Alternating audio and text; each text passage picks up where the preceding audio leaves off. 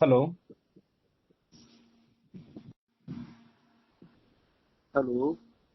गोटे साहेब, आर्य news मध्ये आपलं सर्वप्रथम स्वागत आहे. कॉल रेकॉर्डिंगच्या माध्यमातून आपण तुमचा संवाद साधणार आहोत उद्याच्या आंदोलनाबद्दल. ठीक आहे, ठीक आहे.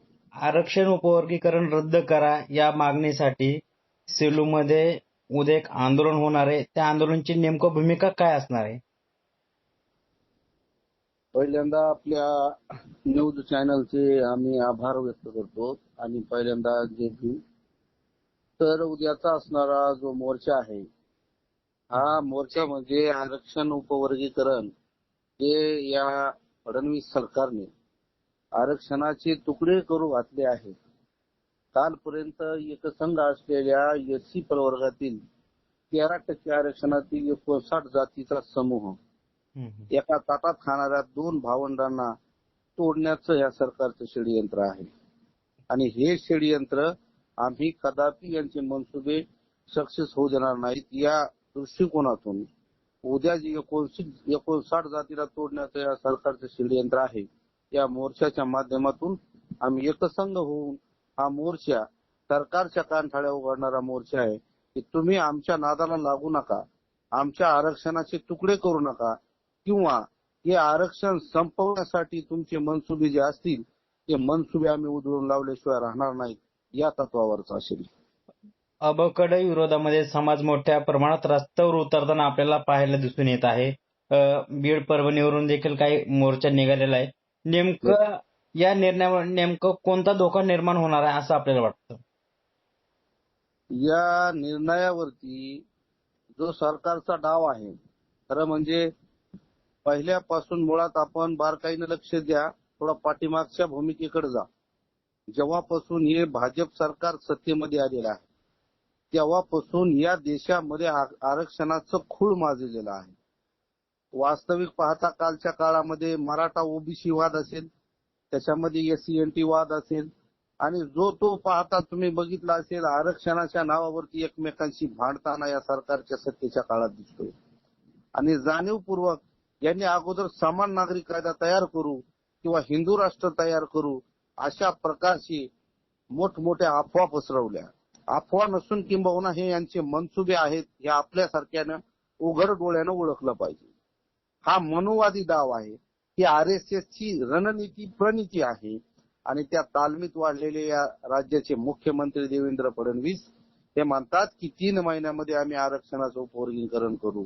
परंतु सर, मुळामध्ये सुरुवातीला यांना हिंदू राष्ट्र करायचं होतं, या आरक्षणाचं वाटोळं करायचं होतं, समान नागरिक कायदा लागू करायचा होता आणि म्हणून या दृष्टिकोनातून प्रत्येक जण कदरला पाहिजे, प्रत्येक जात कदरली पाहिजे की नको बाबा हा कायमचा वाद, नेहमीच ह्या नाही त्या नाही जातीचे भांडणं आहेत, जाऊ द्या ना एकसंघ करून टाका, समान नागरिक कायदा करून टाका असं लोकांनी कदरून म्हणावं.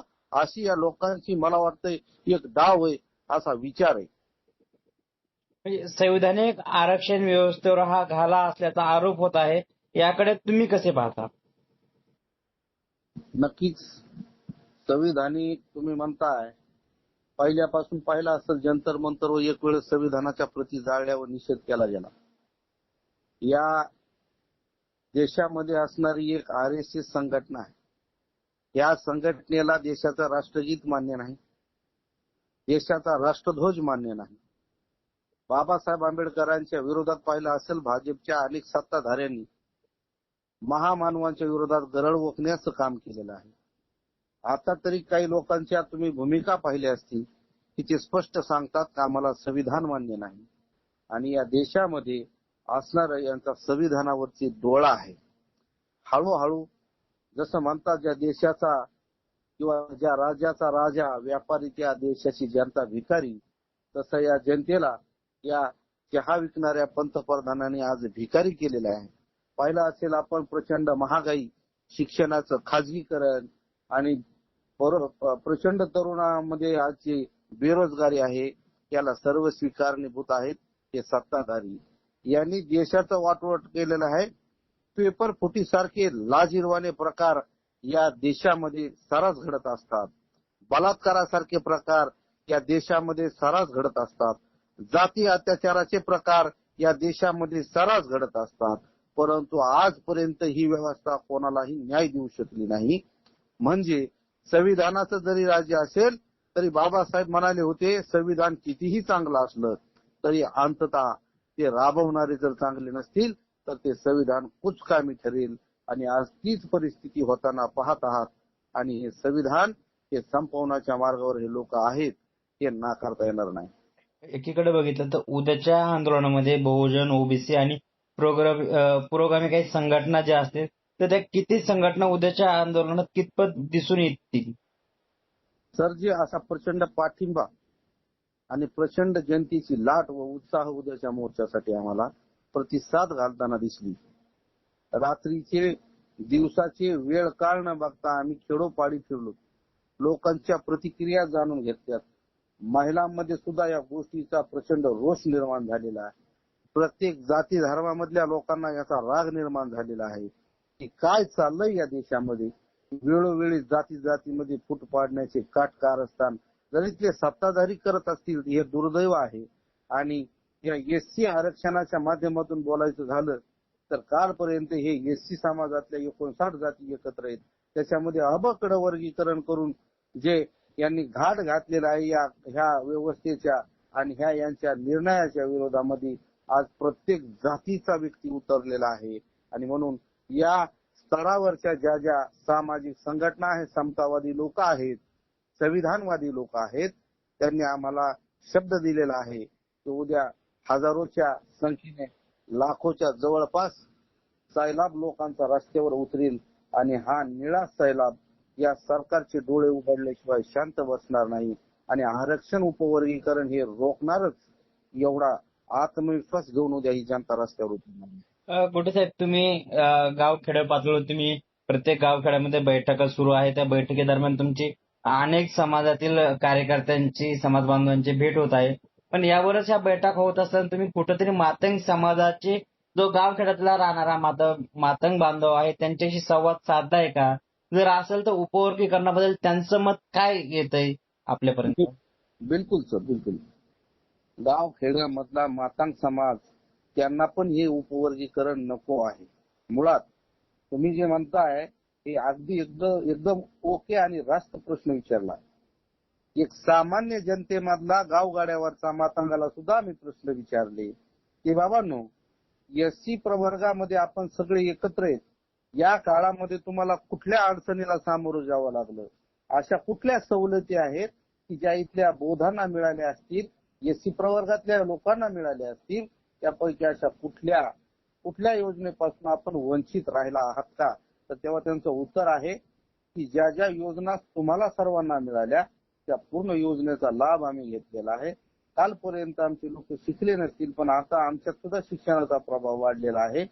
त्याच्यामुळं अबकड वर्गीकरण करणे हे प्रत्येक गाव स्तरावरचा मातंग बांधव असेल किंवा इतर जाती असतील यांचा मुद्दाच नाहीये सर. मुळात याच्यामध्ये काही मुठभर लोक आहेत ज्यांना या सत्ताधाऱ्यांनी सुपारी देऊन या व्यवस्थेमध्ये खूळ माजवण्याचं काम केलेलं आहे, गडबड माजवण्याचं काम केलेलं आहे. फक्त तेवढे मोजके लोक आहेत.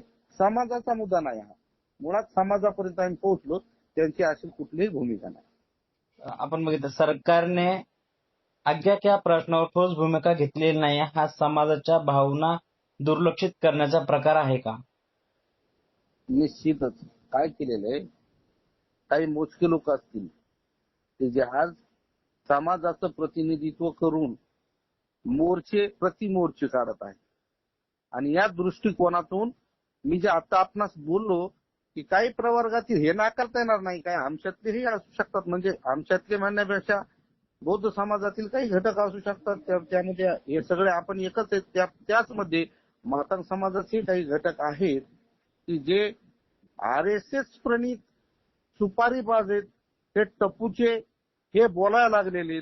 यांनी महापुरुषांबद्दल कमरेखालची वक्तव्य करणं सुरू आहे. उदाहरणार्थ अण्णाभाऊ साठे असतील, लहुजी वस्ताद साळवे असतील, यांच्याबद्दल काही लोक कमरेखालची भाषा वापरत आहेत.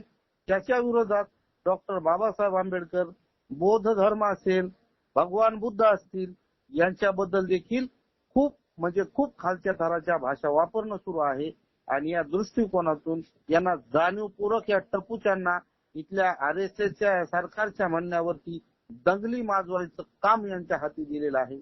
परंतु आजची ही आंबेडकरवादी जनता हुशार आहे, त्याच्यामुळे कुठेही असा दंगलीचा प्रकार घडणार नाही किंवा घडूही शकणार नाही असं मला आपल्याला सांगावं वाटतं. कुठलाही निर्णय घेताना राज्य सरकार असेल, केंद्र सरकार असेल, बहुजन समाजाची मते न घेता हा निर्णय लादत आहे असं आपल्याला वाटतं का? 100% सर. खरं म्हणलं म्हणजे डॉक्टर बाबासाहेब आंबेडकर यांनी हे संविधान या देशाला दिलं आणि खऱ्या अर्थानं या देशामध्ये जी लोकशाही नांदायला हवी, लोकांनी लोकांच्या कल्याणासाठी राबवलेलं शासन म्हणजे लोकशाही. परंतु हे भाजप सरकार सत्तेत आल्यापासून लोकशाहीचा यांनी कुठेही वापर न होऊ देता सरळ सरळ हुकुमशाही लादण्याचं काम, तानाशाही लादण्याचं काम या सरकारने केलेलं आहे. कुठलेही निर्णय घेत असताना यांनी स्वयंभूपणे स्वयंघोषितपणे करण्याचे काम या सरकारनं केलेले आहेत. आता आपण आरक्षण उपवर्गीकरणाचंही पाहिलं असेल तर हे अचानकपणे बॉम्ब टाकण्याचं काम आणि या व्यवस्थेमध्ये खडबड माजवण्याचं काम हे देवेंद्र फडणवीस यांनी केलेलं आहे.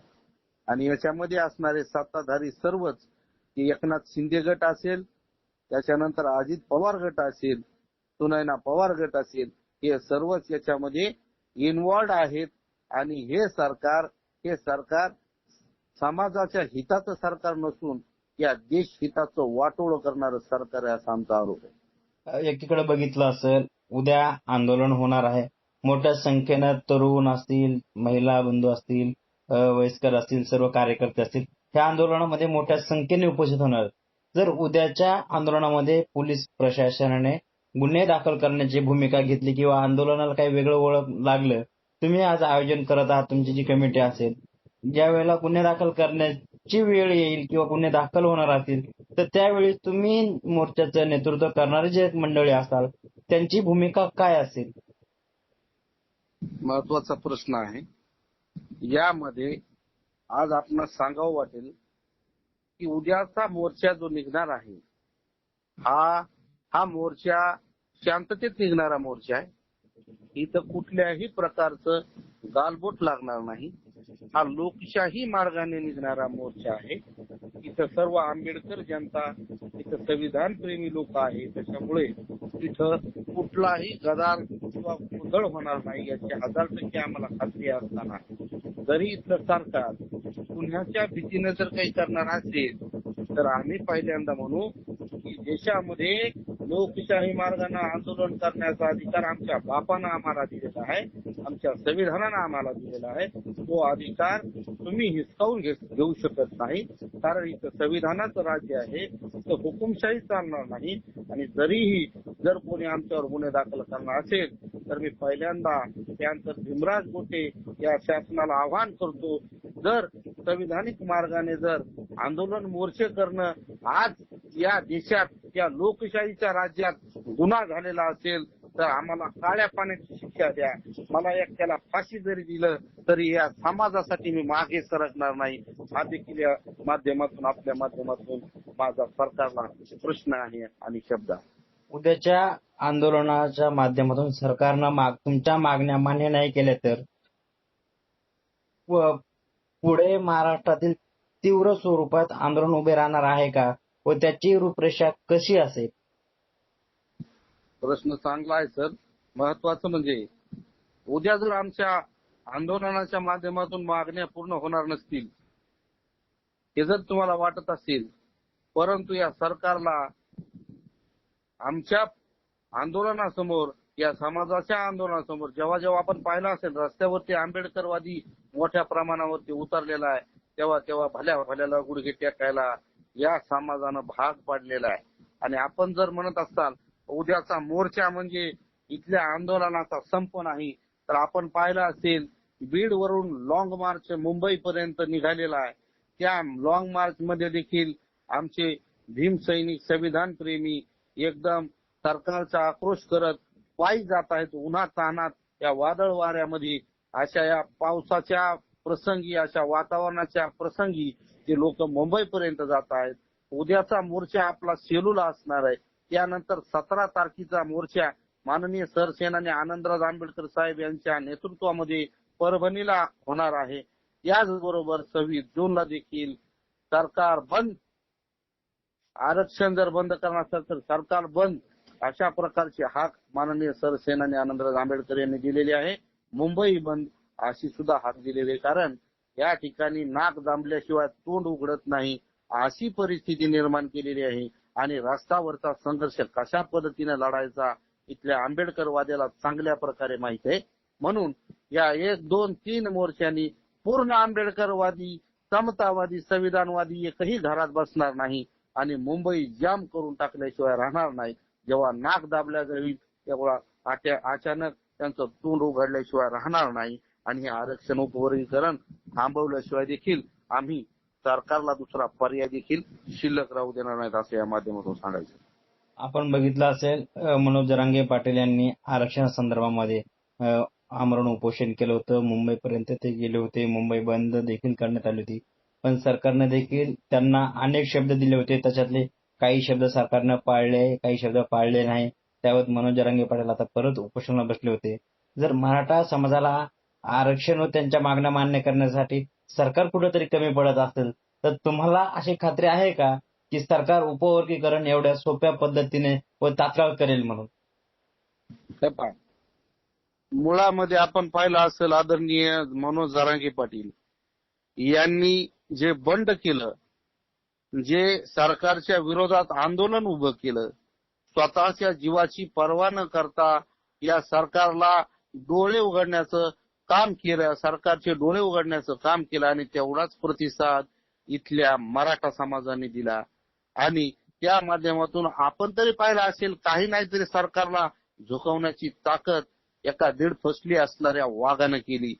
तिथं त्यांनी दाखवलं की माझ्या शरीरावर जाऊ नका, माझं काळीज वाघाचं, माझा समाज माझ्या पाठीशी निर्भीड आहे. आणि त्यांनी ते हक्काधिकार घेतली आणि सरकारला झुकावं लागलं. त्या धर्तीवरती आपण पाहणार असाल तर एससी आरक्षण उपवर्गीकरणाचा मुद्दाच आतापर्यंत कुठे नव्हता. या सरकारचा जाणीवपूर्वक इतर आंदोलनाला चिघळवण्याचा, इतर बेरोजगारी असेल, महागाई असेल, या देशामध्ये काल ई-15 फाईलचा मुद्दा निघाला होता. त्याच्यात आपल्या देशातील महाराज त्याच्यामध्ये दिसून आले. आणि या सगळ्या गोष्टी असताना या मुद्द्यांना, या सगळ्या गोष्टींना, या इथल्या महागाईला, इथल्या बेरोजगारीला, इथल्या अन्याय अत्याचाराला, इथल्या शिक्षणाच्या खासगीकरणाला, अशा अनेक प्रश्नांना यांना झाकायचंय की जेव्हा जेव्हा आंबेडकरवादी रस्त्यावर उतरलेला आहे तेव्हा तेव्हा या सरकारला परेशान व्हायची वेळ आलेली आहे. आणि मग हे दाखवायचंय वेगवेगळे आंदोलन मोर्चे यांच्या विरोधात निघले पाहिजेत आणि इतर यांच्या काळ्या कर्तृत्वावर पांघरून पडलं पाहिजे. हा या देशातील सरकारचा उद्देश आहे. आणि कशामुळं तुम्हाला जरी वाटत असेल की आरक्षण उपवर्गीकरण करण्याचा सरकारचा जो वेत आहे एवढ्या सहजासहजी थांबेल का, तर थांबवल्याशिवाय इथला आंबेडकरवादी शांत बसणार नाही. अन्यथा या देशातला पॅंथर सरकारच्या, या फडणवीस सरकारच्या वर्षा बंगल्यावर देखील घेराव घालून त्यांना काळे झेंडे दाखवल्याशिवाय शांत बसणार नाही. हे सुद्धा आपल्या माध्यमातून सांगतो. नाही, तुम्ही आता म्हणाले की सरकारनं उपवर्गीकरणाचा डाव आणला, त्यांनी विषय मांडला, पण मात्र यामध्ये सरकारची भूमिका कुठलीही नसताना मातंग समाजाचे काही आमदार असतील, काही कार्यकर्ते असतील, नेते मंडळी, त्यांची मागणी होती व त्यांनी अनेक वेळा शासनाची पत्रावर केला होता की आरक्षण उपवर्गीकरण पाहिजे. पण मातंग समाजातीलच काही नेते मंडळ, काही आमदार खासदार मागणी करत असतील तर तुम्ही सरकारवर कसा आरोप करू शकता? मुळामध्ये हे जे मागणारे लोक आहेत, आपला जो प्रश्न आहे आणि आपण जे म्हणताय की हे जे आमदार खासदार कोणी जे त्यांचे प्रतिनिधी, हे मातंग समाजाचे नेते, मुळामध्ये कोण आहे तो?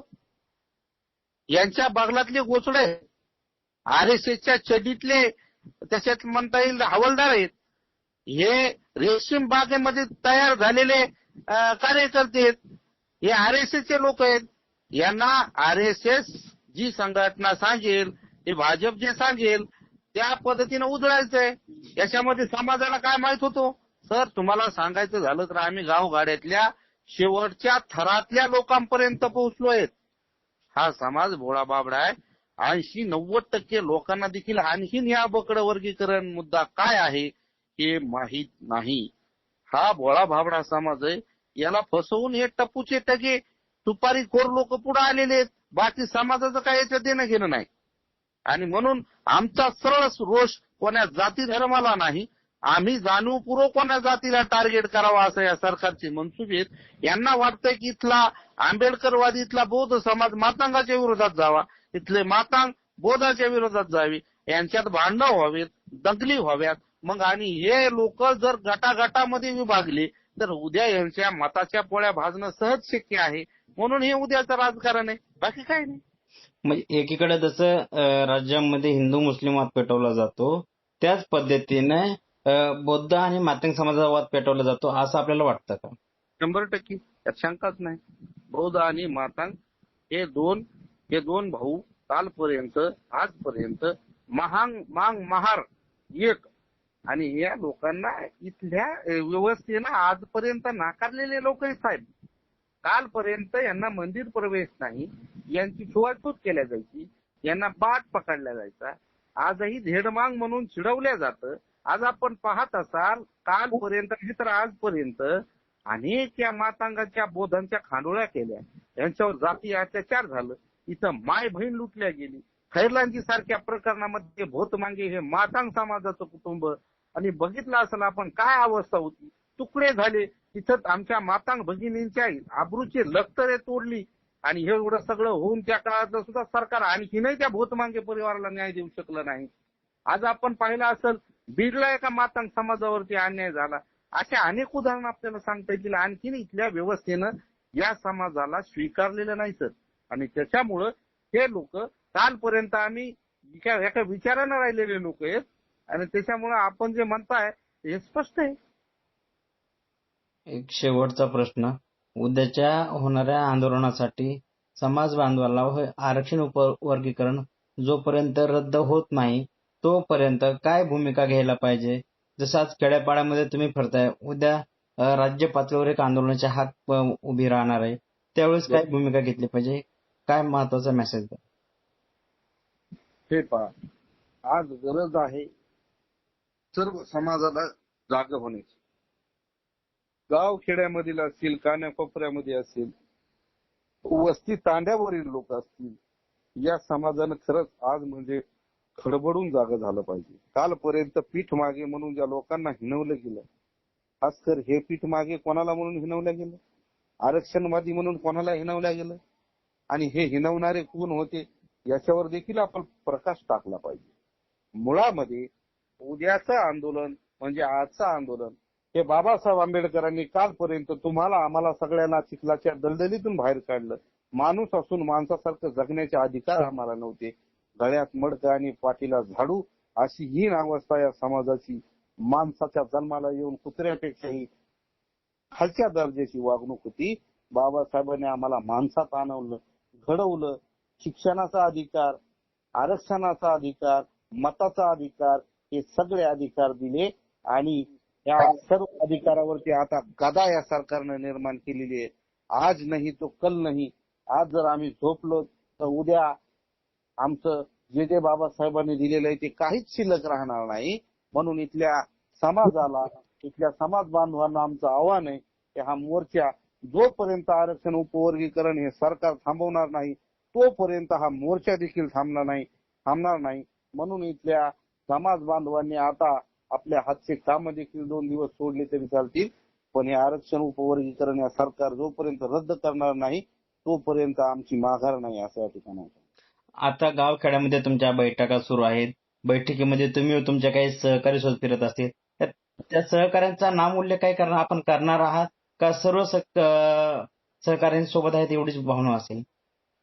मुळामध्ये मी स्वतः कोण आहे तर मी एक बाबासाहेबांच्या चळवळीतला वजवाहू गधा आहे असं मी स्वतःला पदवी देईन. कारण हा विनोदाचा भाग समजेल कोणी, कोणाला काय समजायचं समजू द्या, परंतु आम्ही तेवढे शहाणे नाहीत हो. जर आम्ही शहाणे असतो तर इथल्या सत्ताधाऱ्याच्या ताटाखालचे मांजर झालेले आमच्यातले टगे, आमच्यातले मोठे नेते यांनी जर या भूमिका घेतल्या असत्या तर आमच्यासारख्या कार्यकर्त्याला काय गरज आहे उधळ मान केव्हा उगाच काहीतरी करायचं, गावखेड्यापर्यंत फिरायचं. आज गावागावामध्ये घराघरामध्ये आमचा बाप डॉक्टर बाबासाहेब आंबेडकर जाऊन बसलेले. त्या लोकांच्या हृदयामध्ये बाबासाहेब आहेत. बाबासाहेब प्रत्येकाच्या काळजामध्ये बाबासाहेब आहेत. आंदोलन हे आमच्या रक्तात आहे आणि त्याच्यामुळे तुम्ही जर म्हणताय तर उद्याच्या मोर्चामध्ये मी एक आंबेडकर चळवळीचा वजवाऊ गदाच आहे असं मी म्हणेन. कारण मला ही चळवळ पुढे न्यायची आहे. मला ही चळवळ मोठी करायची आहे. नावापुढं पॅन्थर लावत असताना गदा मी माझ्या स्वतःसाठी नाही म्हणून घेतलं. साहेब, इथल्या सत्ताधाऱ्याच्या ताटाखालचे झालेले आमच्यातले मोठे नेते मांजरं आणि मग यांनी जर काही केलं नाही तर उद्याचं भवितव्य धोक्यात आहे. म्हणून आम्ही आज नेते म्हणून फिरत नाही. तुम्ही म्हणताय नावाचा उल्लेख करणे, आम्ही सर्वांनी ठरवलंय की इथं कोणाच्याही नावाचा उल्लेख होणार नाही. कट्टर आंबेडकरवादी, कट्टर संविधानवादी आणि सर्व आम्ही एक आहेत, समाजाचे कार्यकर्ते आणि या समाजाचा प्रवाह वाहून नेणारे आहेत. असंच एवढे तुम्हाला सांगायचे, कारण नाम उल्लेख या ठिकाणी करणार नाही. तसं तुम्ही बघितलं की तुम्ही एक सामाजिक कार्यकर्ते आहात, मात्र तुमच्याकडे एका मोठ्या संघटनेची राष्ट्रीय अध्यक्ष म्हणून एक जबाबदारी तुम्ही पार पाडता. पॅन्थर आर्मी स्वराज्य संविधान रक्षक सेना या संघटनेची भूमिका आरक्षण उपवर्गीकरणाच्या बाबत काय आहे? पॅन्थर आर्मी स्वराज्य संविधान रक्षक सेनेच्या राष्ट्रीय कार्याध्यक्षपदी माननीय चेतनभाई इंगळे राष्ट्रीय अध्यक्ष यांनी माझी निवड पुण्यामध्ये केलेली आहे आणि ती भूमिका आणि त्या पक्षाची जे धोरण म्हणून सर्वस्वी अधिकार माझ्याकडे त्यांनी दिलेले आहेत. म्हणून या संघटनेचे आमचे म्हणणं असं आहे की आरक्षण उपवर्गीकरणाच्या विरोधामध्ये आमची भूमिका आहे, या सरकारच्या विरोधामध्ये भूमिका आहे आणि आरक्षण उपवर्गीकरण थांबलं पाहिजे असा पॅन्थर आर्मी स्वराज्य संविधान रक्षक सेनेचा ठाम भूमिका आहे आणि आम्ही आमच्या भूमिकेवरती ठाम आहे. धन्यवाद गोटे साहेब. आर्य न्यूज मध्ये आपण खूप चांगल्या प्रकारे आरक्षण उपवर्गीकरणाला विरोध का करायला पाहिजे, कशामुळे केलं पाहिजे व समाजाप्रती तुमचं जे प्रेम आहे, जो आदर आहे व तुम्ही सगळ्यात महत्वाचा जो प्रश्न वाटले, तुम्ही समाजाचा वजं वाहणारा गदा म्हणून तुम्ही स्वतःला एक कार्य असं म्हणताय, मात्र तुम्ही समाजाचा वजं वाहणारा गदा नसून समाजाला दिशा देणारे एक चांगले कार्यकर्ते आहात, असंच आम्ही आमच्या मते तुम्हाला म्हणू. धन्यवाद सर.